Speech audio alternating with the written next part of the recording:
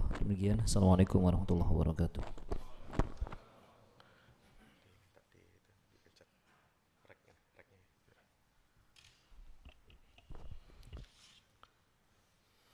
Bismillahirrahmanirrahim. Assalamualaikum warahmatullahi wabarakatuh. Innal hamdalillah nahmaduhu wa nasta'inuhu wa nastaghfiruhu wa nastahdihi wa na'udzu billahi min syururi anfusina wa min sayyiati a'malina. Innahu may yahdihillahu fala mudilla lahu wa may yudlil fala hadiyalah. Asyhadu an la ilaha illallah wahdahu la syarikalah wa asyhadu anna Muhammadan abdullahi wa rasuluhu la nabiyya ba'dah. Allahumma salli wa sallim wa barik ala nabiyyina Muhammad wa ala alihi wa ashabihi wa man sara ala hadi ila yaumil qiyamah, amma ba'd. Bapak Ibu hadirin hadirat jamaah Masjid Al-Bahri, Kementerian Kelautan dan Perikanan Republik Indonesia, serta seluruh pemirsa yang menyaksikan siaran kajian zuhur di Masjid Al-Bahri ini, yang bisa menyaksikan dari seluruh Indonesia. Bersyukurlah kita kepada Allah Subhanahu wa taala, kita sudah memasuki, bahkan sudah menggenapi 1 pekan hari ini kita berada di bulan suci Ramadan. Seraya kita mengucapkan alhamdulillahi rabbil alamin.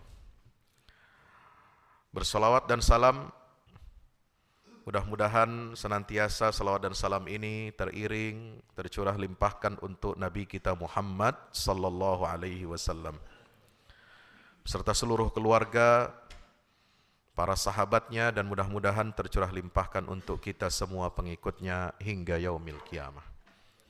Bapak Ibu hadirin yang dimuliakan Allah Ta'ala, Ramadan adalah bulan yang istimewa, bulan penyucian jiwa.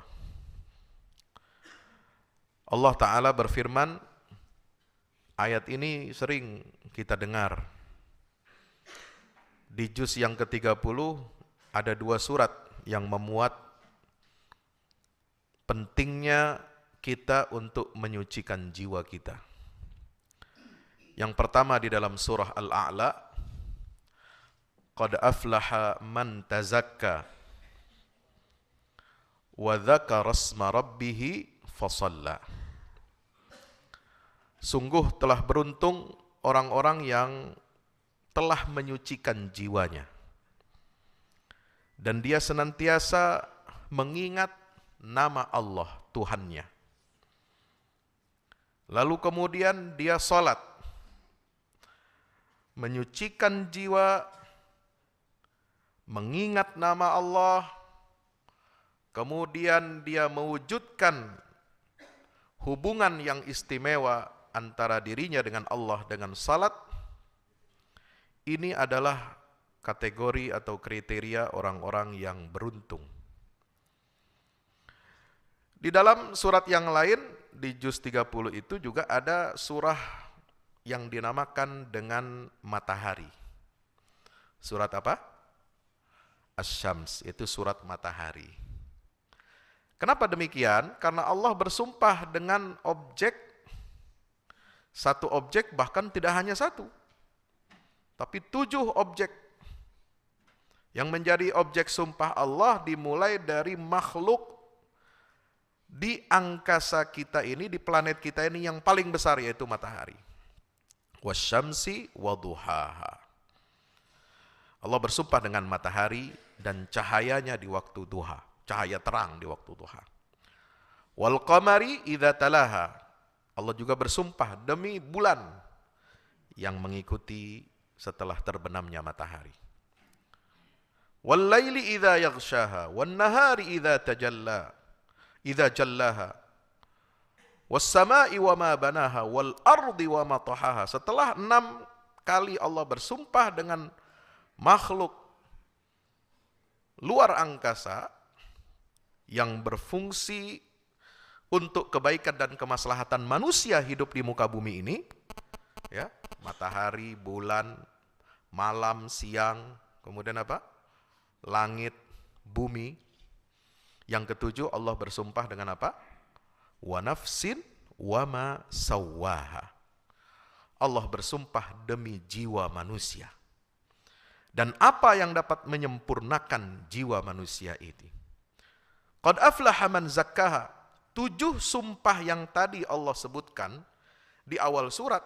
Allah bersumpah dengan matahari, bulan, ya, kemudian malam, siang, langit dan bumi, serta jiwa manusia untuk menegaskan ayat ini.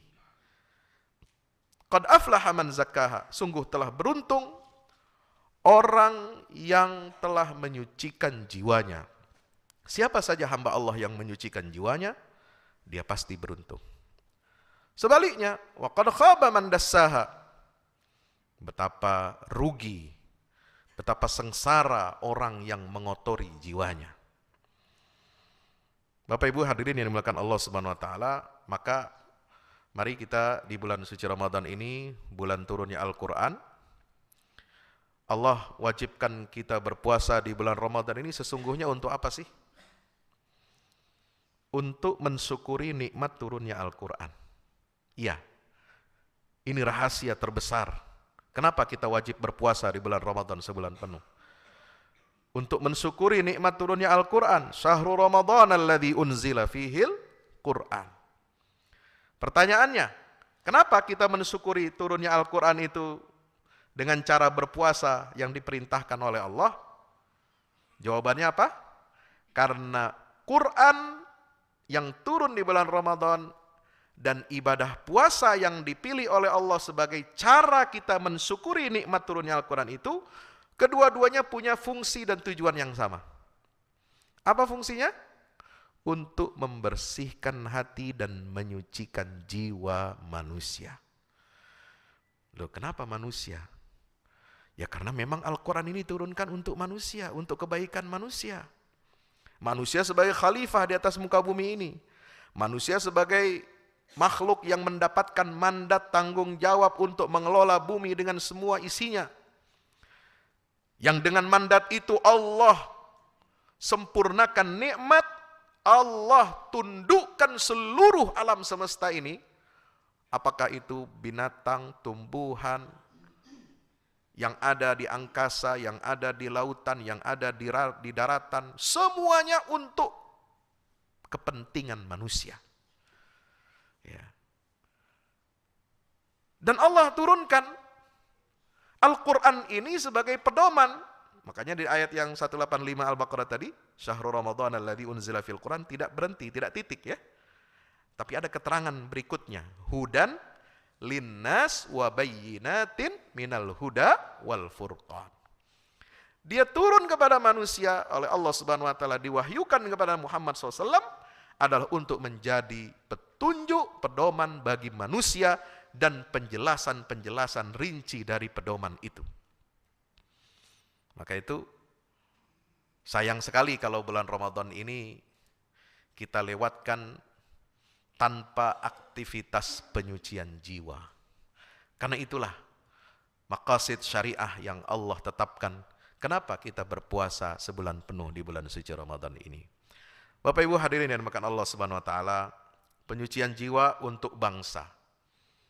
Ya. Bangsa ini penting. Kita tidak bisa menjadi khalifah di atas muka bumi ini kalau tidak ada tempat, tanah, wilayah di mana kita hidup, di mana kita berpijak. Setiap muslim punya tanggung jawab untuk memakmurkan bumi di mana dia pijak. Untuk bertanggung jawab dia di hadapan Allah Subhanahu wa taala nanti ditanya oleh Allah, wahai hambaku yang tinggal di Indonesia, yang tinggal di Australia, yang tinggal di Amerika, yang tinggal di Jepang, yang tinggal di Timur Tengah, yang tinggal di Afrika, yang tinggal di Eropa, dimanapun di seluruh penjuru bumi Allah, kita semua nanti akan mempertanggungjawabkan di hadapan Allah Subhanahu wa taala bagaimana kita menegakkan risalah wahyu yang telah Allah berikan kepada manusia untuk mengelola bumi ini dengan sebaik-baiknya. Kenapa? Karena ketika kakek kita Siapa? Adam. Ya, ditugaskan oleh Allah, dimandatkan oleh turun ke bumi ini. Ya, ini tugas dari Allah, ini mandat dari Allah. Adam di sorga itu hanya transit, ya, kos sebentar. Untuk apa? Belajar tata cara mengelola dunia yang benar dari Allah. Apa dalilnya? Surat Thaha 118-119.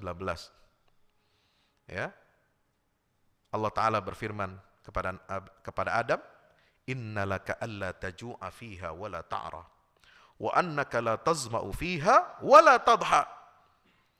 Wahai Adam, aku tempatkan di surga ini sementara. Dan kau perhatikan di surga ini, engkau tidak akan kelaparan. Engkau tidak boleh telanjang. Engkau tidak akan kehausan dan tidak akan kepanasan.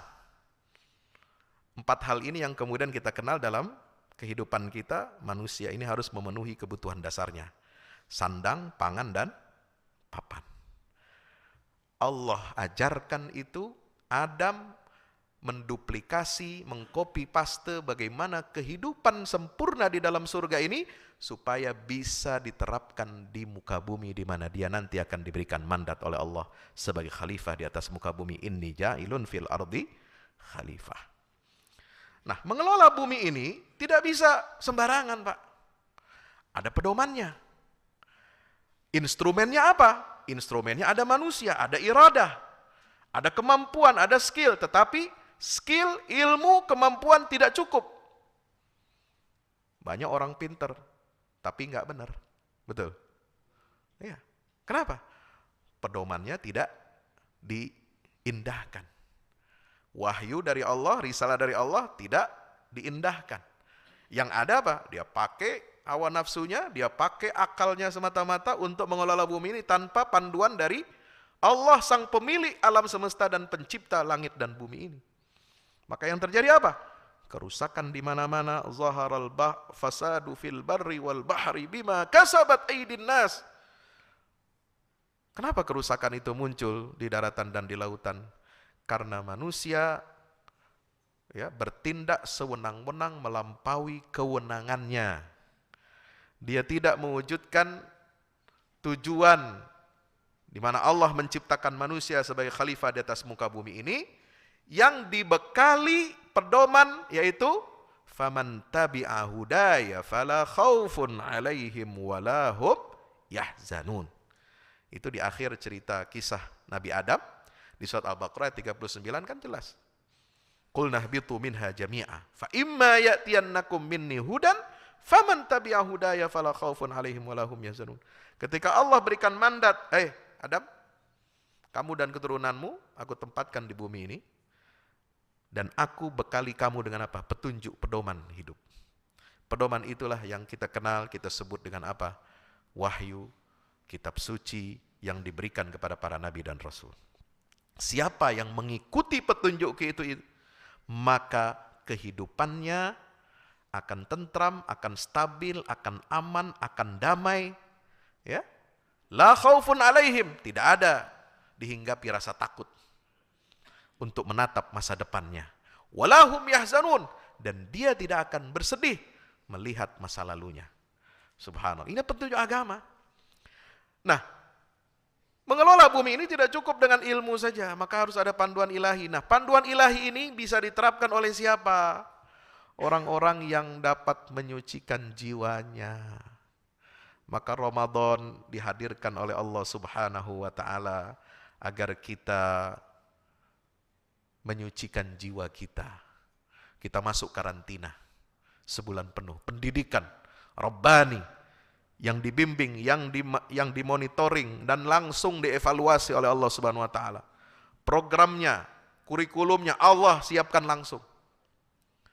Maka itu penyucian jiwa ini sangat penting.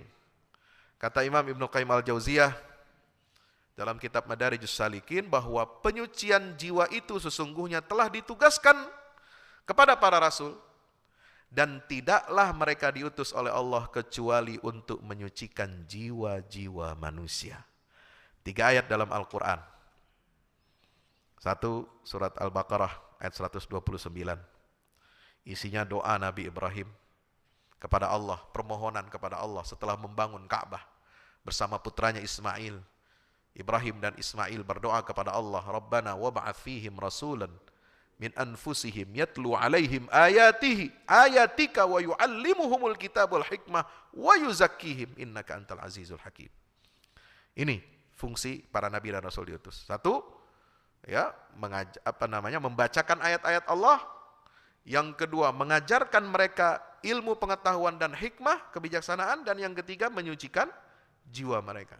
Doa Nabi Ibrahim dan Ismail ini dijawab oleh Allah Subhanahu wa taala di surah Al-Jumu'ah ayat 2. Walladzi ba'atsa fil ummiyina rasulan minhum yatlu 'alaihim ayatika wa yuzakkihim wa yu'allimuhumul kitab wal hikmah.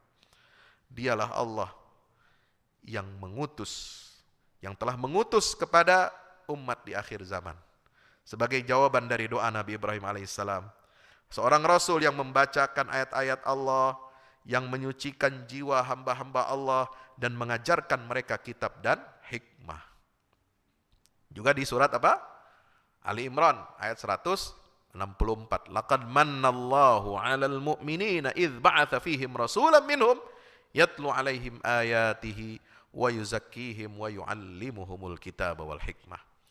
Bapak Ibu hadirin rahmati Allah, konsep Al-Qur'an ini harus berkontribusi untuk menjadi pemecah problem solver masalah-masalah bangsa kita dan juga bangsa-bangsa muslim, bangsa-bangsa di seluruh dunia. Ini konsep yang luar biasa. Kenapa? Karena Allah yang menetapkan cara kita untuk bagaimana mengatur dan mengelola bumi ini. Ya. Maka kita harus perkenalkan Al-Quran ini kepada bangsa-bangsa di seluruh dunia. Ya. Kenapa kemarin ada orang, ya segelintir orang, 1-2 orang yang berani membakar mushaf Al-Quran. Ya, itu cara Allah sesungguhnya untuk menarik perhatian dunia, menengok kepada Al-Quran. Ada apa dengan Al-Quran ini? Kenapa ada orang yang benci dan mau membakar Al-Quran itu? Ya, di balik setiap musibah, kejadian buruk pasti ada hikmahnya. Kalau saya melihatnya begitu. Sama ketika terjadi apa? Bom di mana? Gedung WTC, kemudian peristiwa war and terrorism. Itu semua cara yang tidak kita duga untuk bagaimana menarik perhatian dunia ini kepada Islam yang sesungguhnya. Mungkin mereka yang merencanakan aksi-aksi jahat itu, aksi-aksi terorisme itu, aksi-aksi vandalisme, membakar Al-Quran itu, mereka berencana mungkin untuk menyudutkan umat Islam, untuk menjelek-jelekan Islam, untuk menganggap bahwa Islam ini bahaya, ancaman. Ya, Islam ini hanya menjadi beban bagi dunia. Islam ini tidak cocok untuk alam modern. Ya, maka dia bakar Al-Quran. Dia stigma Islam itu sebagai produsen terorisme global. Tetapi di balik itu semua ada banyak kejadian-kejadian bagaimana Allah Subhanahu wa taala membuka kepada mata dunia ini bagaimana Islam yang sesungguhnya. Perkembangan Islam menyebar begitu cepat beberapa dekade setelah peristiwa 9/11 itu. Bapak Ibu rahmati Allah Subhanahu wa taala, maka misi penyucian jiwa ini harus kita hidupkan kembali, ya, harus kita hidupkan. Nah, salah satunya adalah dengan menjadikan penyucian jiwa ini sebagai pondasi pendidikan bangsa. Nah, ini yang tadi diumumkan oleh saudara moderator tadi, imam kita, ya, luar biasa. Pondasi pendidikan bangsa kita ini tidak boleh mengesampingkan aspek penyucian jiwa. Ya, kita dalam pendidikan ini selalu kadang-kadang berpatokan kepada nilai-nilai yang normatif, nilai-nilai keduniawian, ya, tetapi juga kita harus mengambil inspirasi dari agama. Agama ini jangan kemudian kita anggap sebagai membuat orang itu fanatik atau radikal. Pandangan-pandangan seperti ini sebenarnya pandangan yang keliru. Menjadikan agama sebagai ancaman, nggak boleh. Agama justru menjadi sumber moral, sumber nilai bagi rakyat, bagi pemimpin, bagi aparatur penyelenggara kehidupan negara. Agama itu punya apa? Punya kedudukan yang istimewa. Maka itu para pendiri bangsa kita, founding fathers kita itu sudah luar biasa. Mereka para pejuang, mereka para orang-orang yang ikhlas untuk menegakkan republik ini, memerdekakan bangsa ini dari penjajahan. Tahu betul bagaimana kedudukan agama ini dalam kehidupan berbangsa bernegara. Sejak di Mukaddimah Undang-Undang Dasar 1945 sudah ditegaskan itu. Ya, berkat rahmat Allah Subhanahu wa taala. Kemudian Pancasila itu sila pertamanya adalah ketuhanan yang Maha Esa. Nah, ketuhanan yang Maha Esa ini tidak bisa tidak harus merujuk kepada nilai-nilai dan ajaran agama. Nah, ini sebenarnya itu adalah landasan yang bagus untuk pondasi pendidikan bangsa kita dengan menjadikan tazkiyatun nafas, upaya penyucian jiwa ini masuk ke dalam proses ataupun pembangunan sektor pendidikan kita. Jadi sektor pendidikan kita ini nilai-nilai akhlak, nilai-nilai agama itu harus maju, harus mendapatkan porsi yang semestinya. Ya, jangan sampai ada orang di republik ini lalu alergi dengan kata-kata iman, takwa kepada Allah atau Tuhan yang Maha Esa dengan kata-kata akhlak mulia. Ini sebenarnya sesuatu yang penting. Ya. Inilah pondasi pendidikan bangsa kita. Untuk apa? Menuju negara yang adil, makmur, sebagaimana yang ditegaskan, yang digariskan oleh para pendiri bangsa kita di Mukaddimah Undang-Undang Dasar 1945. Bapak Ibu hadirin yang dimuliakan Allah Subhanahu wa taala, maka itulah esensi pendidikan ini adalah pondasi. Ya. Ada dulu seorang penyair besar, ya, Ahmad Syauqi. Dia mengatakan innamal umamul akhlaqu ma baqiyat fa inhumu dhahabat akhlaquhum dhahabu.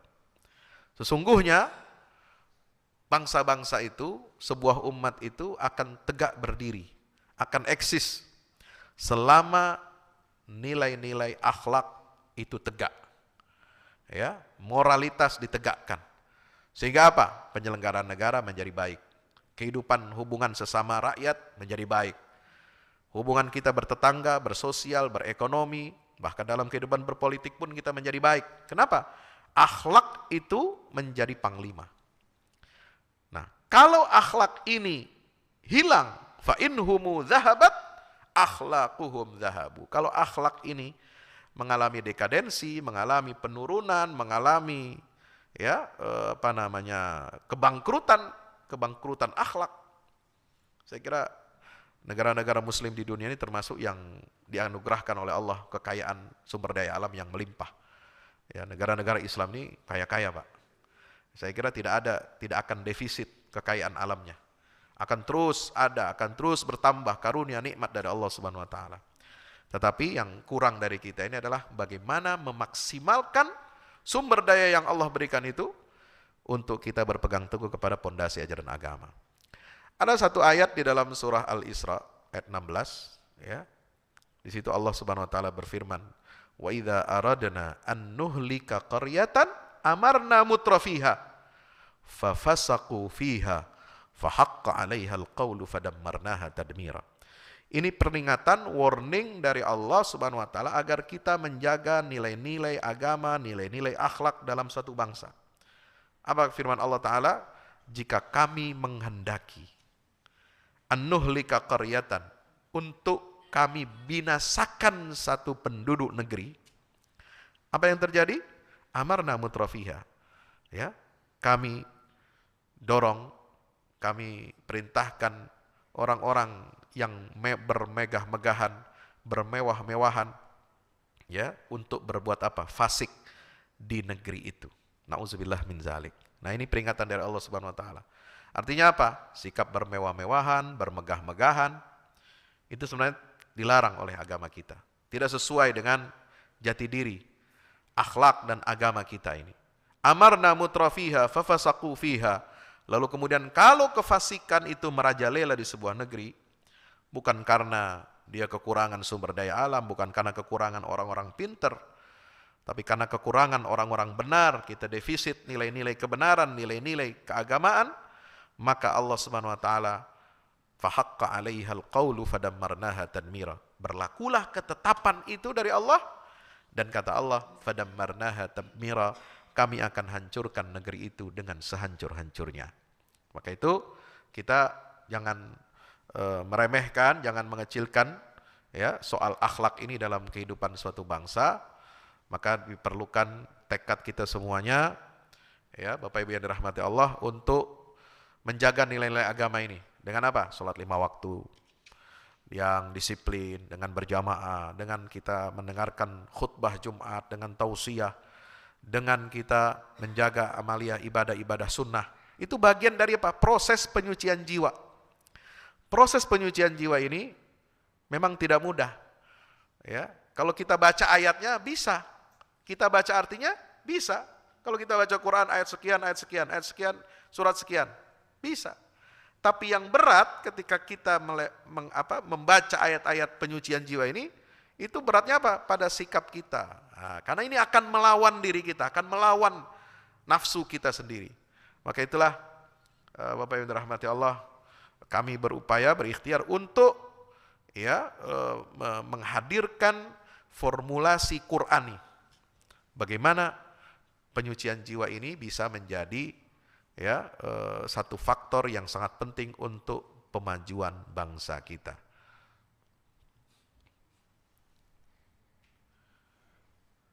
Suaranya ada nggak? Nggak nyala ya?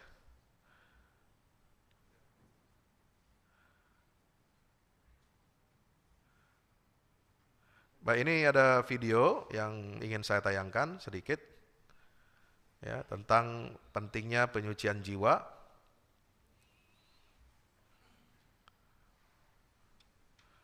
Baik, nggak bisa atau kurang masuk ini.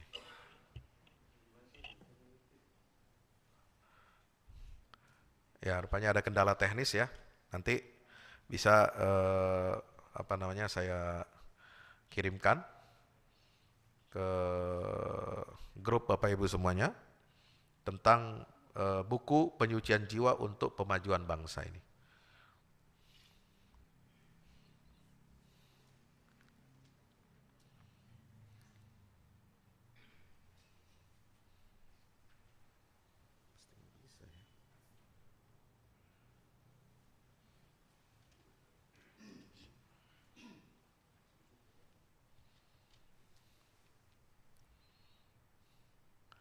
Gimana, ada solusinya?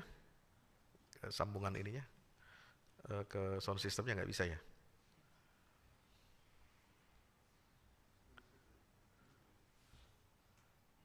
Ya cukup dilihat saja kalau gitu. Kalau nggak ada suaranya kurang nendang ini. Ya.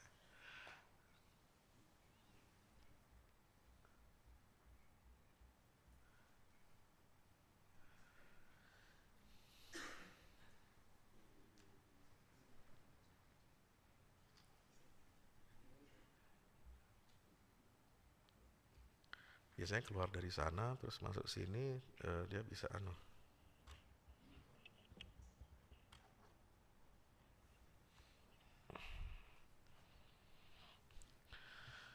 Baik. Saya kira ini yang harus menjadi catatan kita ya, bagaimana juga dengan penyucian jiwa ini kita ingin mewujudkan apa? Pembuktian cinta kita kepada Rasulullah SAW.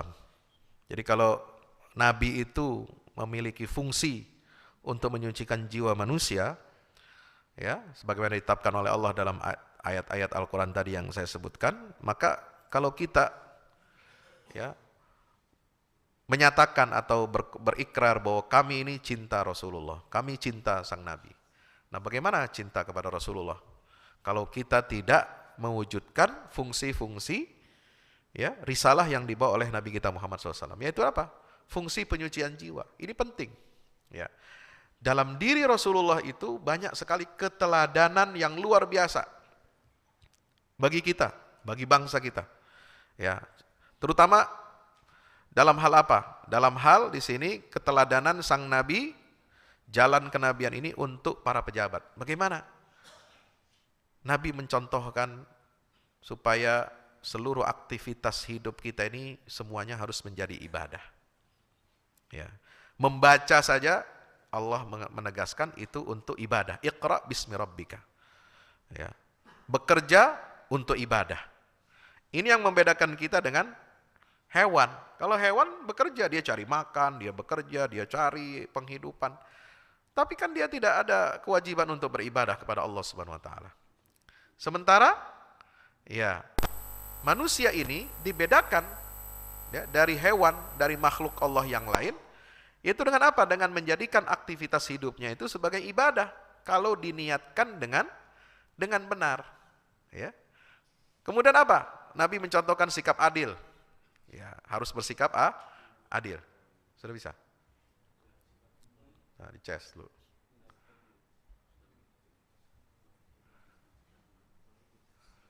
Ada? Tapi suaranya nggak ada. Padahal ini semua nyala ini. Apa? Soundnya semua full.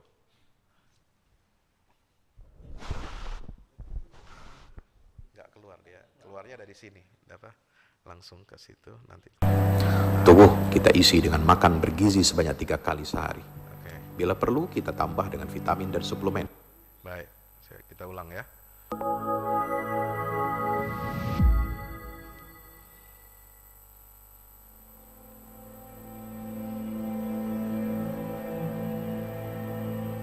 Assalamualaikum sahabat. Dari 3 unsur yang ada pada manusia, yakni tubuh, akal, dan jiwa, yang lebih banyak diperhatikan oleh manusia umumnya adalah tubuh dan akal. Tubuh kita isi dengan makan bergizi sebanyak 3 kali sehari. Bila perlu kita tambah dengan vitamin dan suplemen. Adapun akal kita isi dengan ilmu pengetahuan. Ilmu apa saja kita pelajari, kita baca, kita berikan nutrisi untuk akal.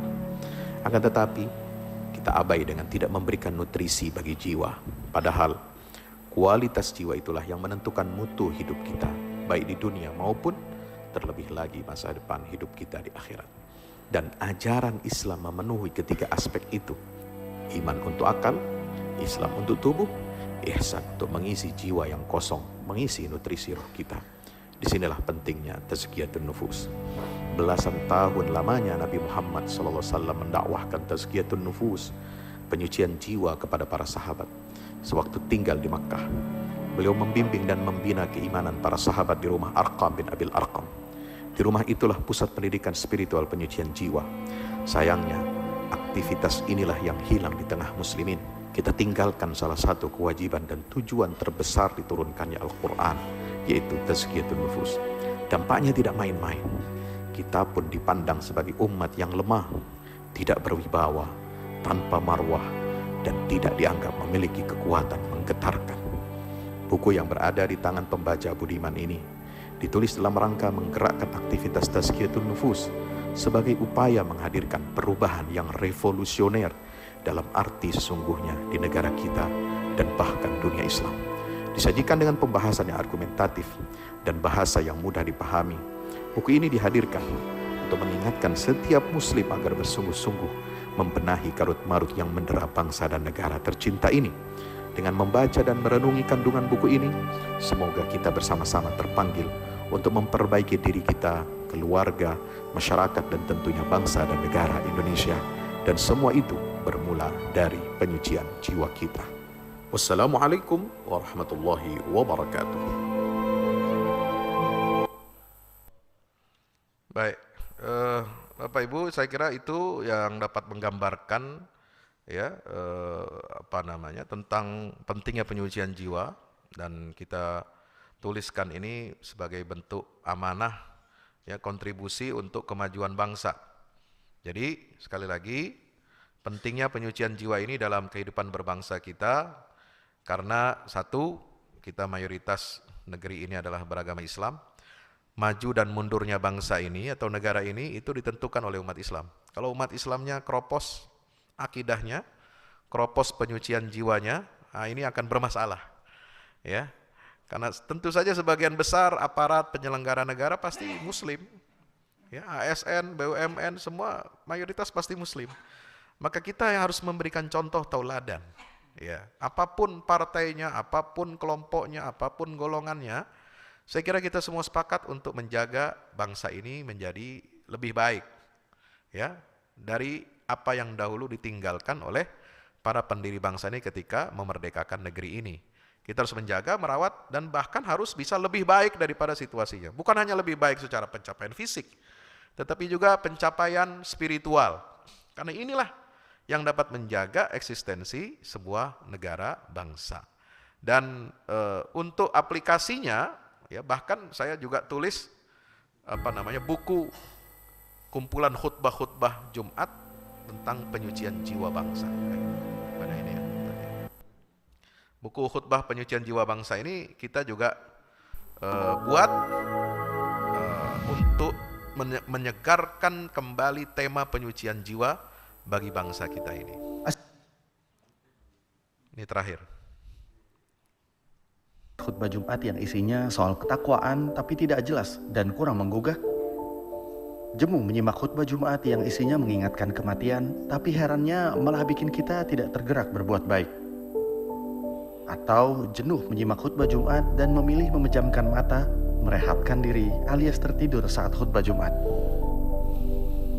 Kadang isi khutbah Jumat yang disampaikan sudah baik dan aktual, tetapi disajikan dengan kurang menarik, bikin bosan dan kantuk. Kadang cara penyajian khotib sudah komunikatif, tetapi materi khutbahnya itu-itu saja yang sering didengar jamaah. Kadang ada yang bagus temanya dan penyampaiannya, cuma sayang, khotib terlalu tendensius menyerang kalangan tertentu. Buku ini hadir untuk menawarkan khutbah yang menggugah sekaligus berpotensi mengubah jamaah. Makna dihadirkan, hikmah dikedepankan, sunnah khutbah pun diperhatikan. Disusun dengan bahasa santai lagi menggugah, bertutur lisan tapi tersaji secara sistematis. Buku ini layak dibaca untuk semua kalangan, yang ahli ataupun yang awam, yang bisa berkhutbah ataupun yang tengah belajar atau bahkan sekedar jamaah Jumat. Selain itu, buku ini merupakan asupan bergizi literasi generasi muda dalam menambah wawasan keislaman dan cara hidup berislam sesuai petunjuk Allah dan Nabi.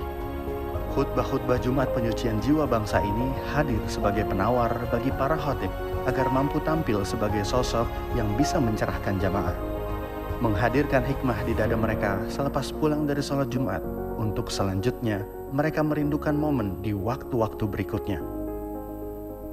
Sebab itulah, khutbah Jumat memang harus disimak dengan jiwa markah dan penuh nikmat.